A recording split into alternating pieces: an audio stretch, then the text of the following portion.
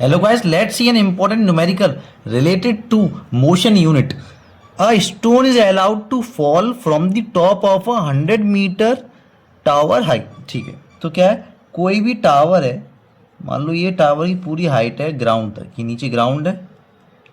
ठीक है, तो इसकी पूरे की हाइट कितनी है, ये पूरे की हाइट है 100 मीटर. ठीक है, ठीक है. अब at the same time another stone is projected vertically upwards from the ground with a velocity of 25 metre पर सेकेंड.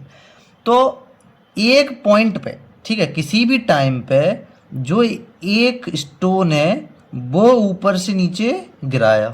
ठीक है, एग्जैक्टली उसी टाइम पे नीचे से भी एक स्टोन ऊपर फेंका जिसकी इनिशियल वेलोसिटी कितनी थी, जिसकी थी 25 मीटर पर सेकेंड. दोनों सेम टाइम पे, ये ऊपर से नीचे फेंका गया है, नीचे से ऊपर फेंका गया है. ठीक है, ओके. तो क्वेश्चन पूछा है, अब बताइए ये दोनों स्टोन किस हाइट पे मिलेंगे और कब मिलेंगे, ये पूछा है.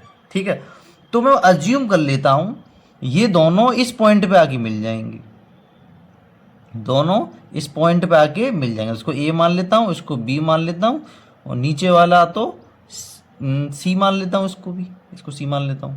ठीक है, तो मान लेता हूं मैं ए से बी तक की हाइट कितनी है, एक्स. कितनी है, एक्स. तो नीचे की हाइट कितनी होगी, अगर ये पूरी 100 है तो ये बचा हुआ कितना होगा, ये होगा 100 माइनस एक्स. ये 100 माइनस एक्स होगा. ठीक है, ये 100 माइनस एक्स होगा. ठीक है, तो अब देखिए ए से बी तक, फॉर ए टू बी. अब देखिए ये स्टोन ए से बी तक आया. ठीक है, ए से बी तक आया, तो इसे कितनी डिस्टेंस ट्रेवल की, तो using second equation of motion क्या थी, सेकेंड इक्वेशन ऑफ मोशन क्या थी, सेकेंड इक्वेशन ऑफ मोशन थी हाइट के टर्म्स में h equals to u t plus half g t square. ठीक है, ओके ओके. तो देखिए ए से बी तक इसने कितनी डिस्टेंस ट्रेवल की, एक्स डिस्टेंस ट्रेवल की.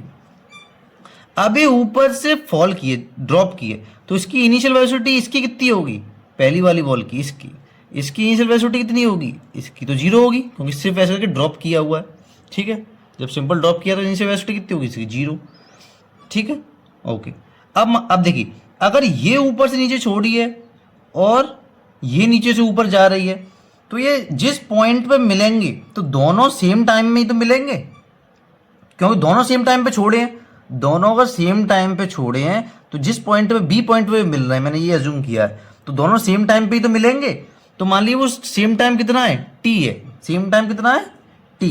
कि जब वो वॉल कब मिलेंगे, वैन, तो उसको मैंने टी मान लिया और टी टाइम वाली दोनों मिल जाएंगे. ठीक है, ओके.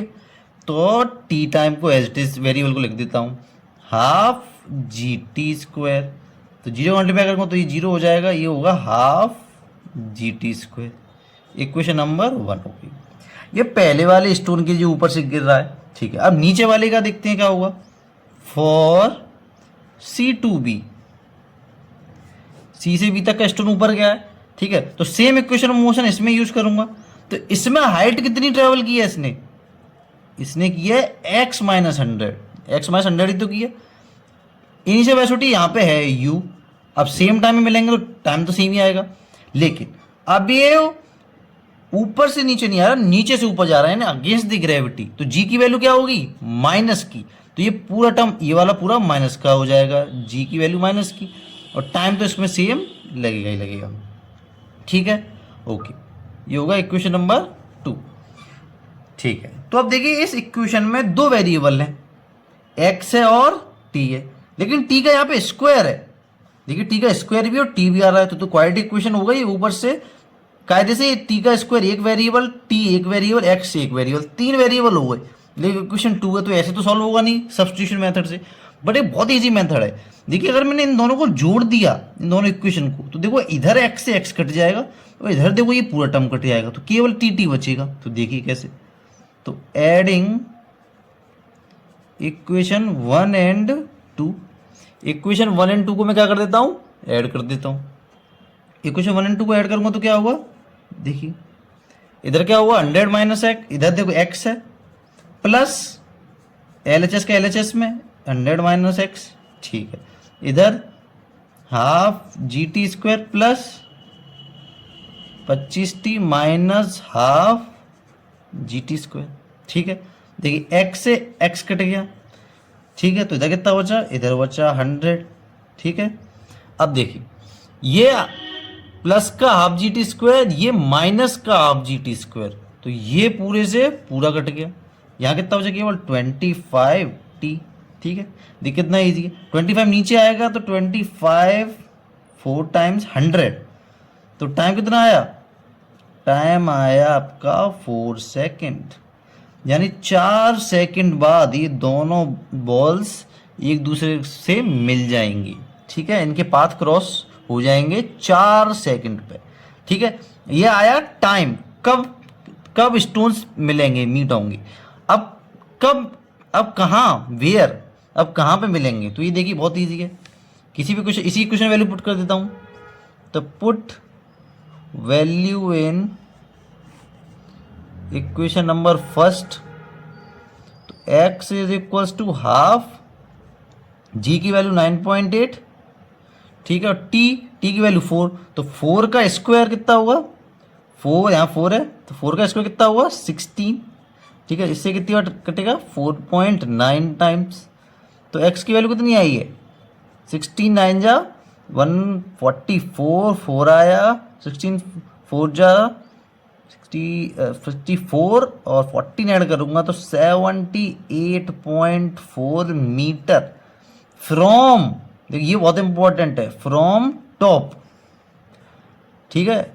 78.4 मीटर पे दोनों मिल जाएंगी, लेकिन 78.4 मीटर जो डिस्टेंस है वो ऊपर से है, ऊपर से 78.4 मीटर पे मिल जाएंगी। अब यही नीचे से पूछेगा तो, और 100 माइनस 78.4 यानी 21.6 मीटर फ्रॉम बॉटम पे मिल जाएंगी, कुछ भी बोल लीजिए।